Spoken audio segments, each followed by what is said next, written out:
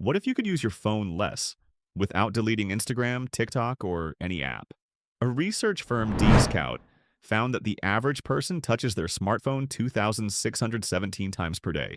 I put a weird tweak to the test. The urge to check my phone derails my day until I discover cognitive tricks from addiction research.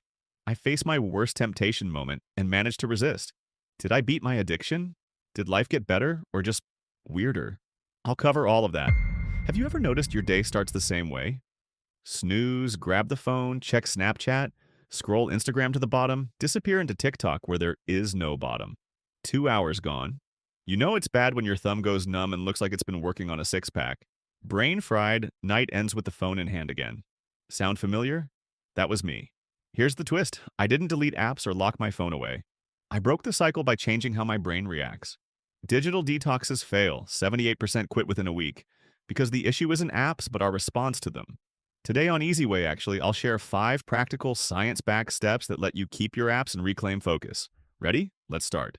Step 1. Turn on the boring switch. What if I told you the average person checks their phone 96 times a day? Colorful apps are designed to act like candy for your eyes. Bright reds, bold blues, neon greens. That's not an accident. Bright colors snap.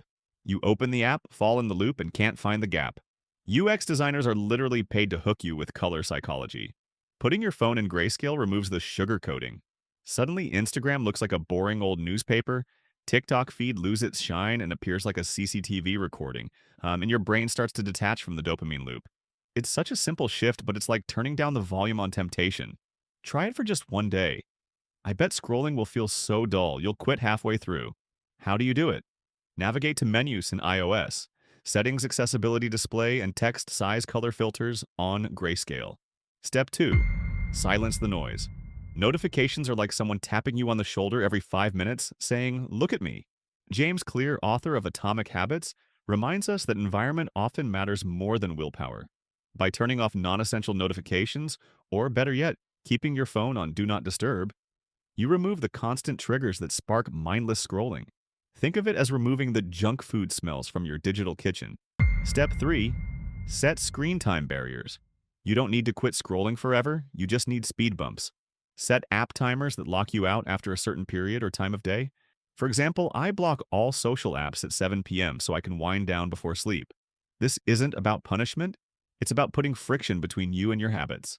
Imagine this. You open TikTok, but instead of endless videos, you see a lock screen that says, "Go to sleep, champ." Annoying? Yes. Effective? Absolutely. Use apps like Freedom, Stay Free, and Screen Zen. Step 4. Delay the reward. Ease of access and speedy reward are the 2 major risk factors for developing dopamine-driven addictions. Quitting social? Nope. Outsmarting your brain instead. I don't think you should quit social media at all. We're trying to take control back our lives. But for the worst offenders, the short-form content like TikTok, Snapchat, Instagram, or any app that eats hours without giving value, take them off your phone for at least a while. YouTube is much different as long as it's for the right reason. Keep the accounts if you need them, but remove the shortcut access. It's like hiding the junk food at the back of the pantry. If you really want it, you can still get it, but the effort required makes you rethink. So instead of deleting apps, I made one change. Controlling the ease of access, I buried my favorite apps behind friction. Not just in a folder, inside another folder, renamed with something boring like Utilities 37. Sounds stupid, right? But wait, my brain went from dopamine autopilot to too much effort. Step 5. Replace cheap dopamine with real rewards. Here's the truth. You can't just remove habits, you have to replace them. For me, that meant exercise, journaling, reading books that interest me, and even picking up hobbies I'd abandoned years ago. Science shows that physical activity and mindfulness create sustainable dopamine, unlike the short spikes from endless scrolling. Think of it as trading candy for a balanced meal. You feel better, longer. Here's the kicker. After swapping habits, scrolling actually started to feel boring.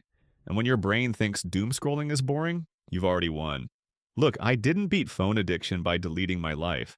I did it by redesigning my environment, creating small barriers, and swapping cheap dopamine for the good stuff. Now I wake up with energy, think more clearly, and have actual time for the things I care about. So here's my challenge to you. Which of these steps will you try first? Turning on grayscale, silencing notifications, or deleting just one app? Drop your answer in the comments. Share this video with someone you care.